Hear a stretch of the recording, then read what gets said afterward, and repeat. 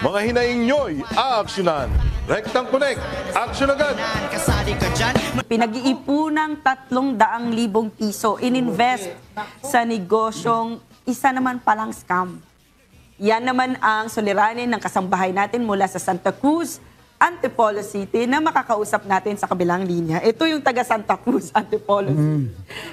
Ang nagrereklamo po ay si Mr. Kevin Mark Sora ng Santa Cruz, Antipolo City. Yes, Sir Sir Kevin, good afternoon po. Hello po, good afternoon po. Ako po si Kevin. Bali, yung iba po, naka-join din po sa meeting na nakasap po dahil sa investment po sa isang helmet shop sa mga top box ng mga motor parts. Bali, ang pangalan po ng store niya yung Brixton Marketing po sa may Muñoz Peto sa Baybahay, Toro po. Ulitin niyo po ang pangalan ng store? Brixton Marketing po. Bridgeton. Okay. Brixton Marketing sa may Muñoz po na pag-aari po ni Mr. Frederick Rojas Hermano po.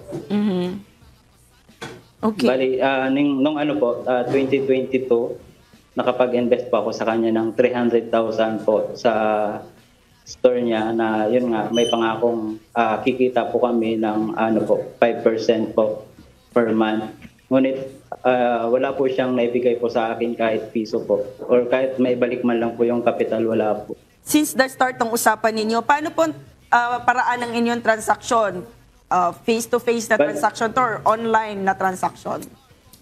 Bali, nakita ko lang po siya sa online, yung mga post po doon sa page nila na parang nanghatak sila ng tao na yun nga, parang naiinganyo sila na mag-invest po sa kanilang store na kunyari, nakapag-renew na yung ibang investor, kumaga parang ano pa yung inaantay nyo, parang ganun po. Tapos yun, pinuntahan ko po doon sa store niya sa may Victonita Town Home sa may Bahay Toro.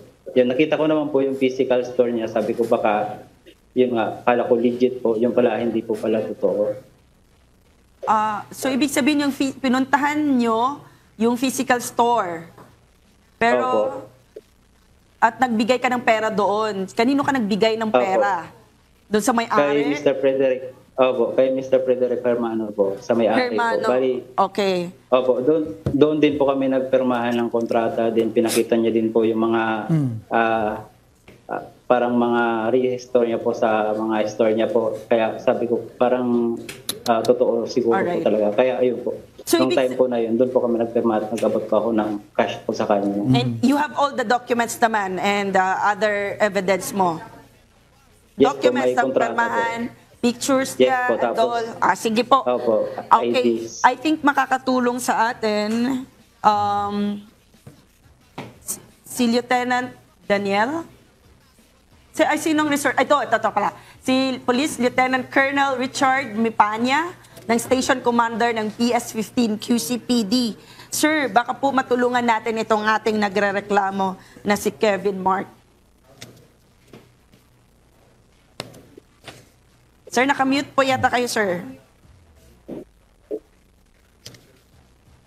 Yes, ma'am, magandang hapon po sa ating lahat. Meron din po sa ating mga tagapakinig. Bago ko siguro mapuntahan yung concern ni Sir Kevin, hayaan nyo mo naman na batiin ko si Sir Police Brigadier General Nestor Babagay Jr., sir. And kayo po, ma'am, Police Lieutenant Colonel Attorney Gulciano, ma'am, kasama ko po kayo sa DPRM. Yes, I know, sir. Hello. At si Police Colonel Edwin Ilyasat, our PKG representative, sir. Magandang hapon po sa ating lahat. At kay Yusek Joel C. Egco. Magandang hapon po, sir. Yes, sir. Sir, kanina po, ma'am, nung malaman nga po natin ang concern na alleged investment or estafa, dito kay Kevin Mark Sora, ay kagad na po tayo nagpapunta po ng ating tauhan sa lugar po na binabanggit ni Sir Kevin. Na atin na napag-alaman na ito pong store na sinasabi ni Sir Kevin, yung pong helmet store ay vacant na po ito, ma'am. So wala na po yung nirereklamo niyang tao doon. Way back September or October 2023. But siguro kung sakali na si Sir Kevin ay makasadya po sa ating himpilan, ay kukunin natin yung iba pang detalye para makapagsimula na po tayo ng ating investigation at malaman natin yung address ng nasabing tao, si Frederick Rojas Kerman. Ayan. So antayin lang namin ma'am na si Sir Kevin po ay magsadya sa aming himpilan at amin po siyang Yes. bibigyan po ng kaukulang police assistance. Wow, yan sir. Action agad, sir. Ang snappy talaga ng mga dati kong nakakasama. At para sa kalaman natin mga kasambahay, pati na rin po ng ating complainant, sinubukan pong kontakin ng ating action center yung inirereklamo. Pero gaya nga ng nasabi, na wala na ron sa area at hindi na po tumutugon doon sa ating mga panawagan. Para naman po doon sa inirereklamo, kung sakaling nanonood kayo, bukas po ang aming himpilan, 24/7 para madinig po ang inyong panig.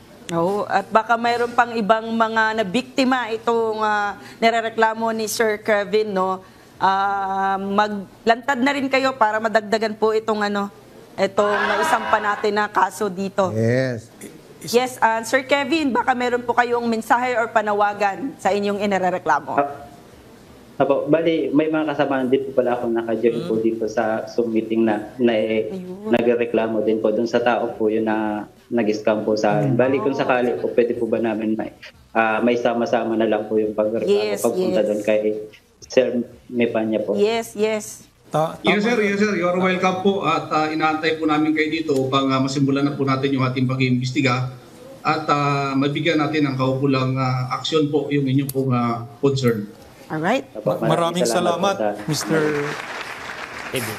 Maraming salamat po sa pagtitiwala sa ating programa, Mr. Kevin Marksura. Kung maaari, bago kayo pumunta sa istasyon, ay makapagdala rin kayo ng litrato nung kino-complaint nyo kay Mr. Frederick para madali ang identification. Malalaman agad yan. True, sir, mabagay. Kung nasaan na ngayon, sir, diba? Rest assured na kayo ay tutulungan ng aming kapulisan sa QCPD kay Station Commander ng Police Station 5. We will always assist you. Please provide us the facts of the case, then Mga action videos, sir, and photos. mga action video, yung kontrata, pakidala na rin para sa investigasyon. Yeah. Maraming salamat uli sa iyong pagpunta at pagsumbong sa amin.